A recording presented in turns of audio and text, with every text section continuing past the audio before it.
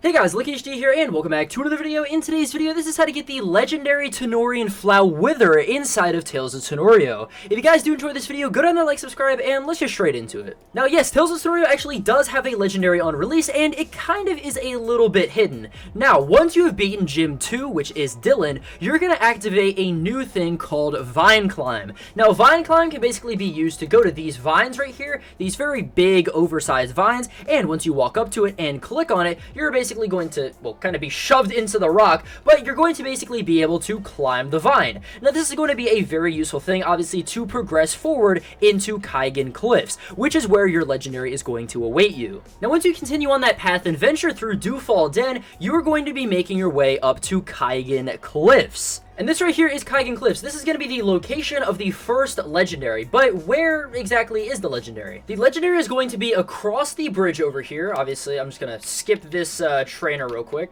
You're going to want to look on the side of where, you know, the Tano station are, again, across the bridge, and come right over here. And then you're going to walk up right here, and you're going to see this, a red vine. Now, click on the red vine, and it is going to take you right down to here. This is like the second level of Kaigan Cliffs, just a little lower area. And then head right over here through the grassy part, and you are going to see the cave door. Now, once you see the cave door, obviously, enter it, and you have now found the legendary. However, this is not going to be any easy legendary fight. It is pretty difficult, and I just really want you guys to hear the music for this fight.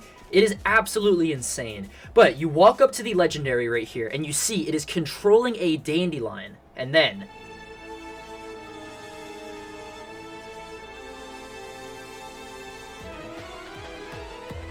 wild question mark appeared. Now, I'm going to go ahead and lower the volume right here, but this is the legendary Flowither. Now, Flowither, again, just for this boss fight, is controlling a dandelion. Now, Flowither is going to be a ghost and grass type, so plan accordingly. But as you can see at the top right here, it has this, like, boss meter, almost like a raid boss, essentially. And obviously, using some really, really strong attacks is going to, obviously, you know, I mean, as you see right there, just knock a whole bar off. However, you want to try to kill this thing as quickly as possible, because how this thing works is, essentially, it's going to start hyper boosting its stats. It is going to boost every single one of its stats because it drains the energy from Dandelion, and it is going to do that for, and basically until it's maxed out, right? And then after it's maxed out, it is going to start withering away. And once it starts withering away, it's basically just going to start losing a bunch of that stat boosts and all that stuff, and it is going to get a lot weaker. But I seriously recommend getting something like the move Flare Up, because Flare Up, you know, is just an absolutely insanely strong move,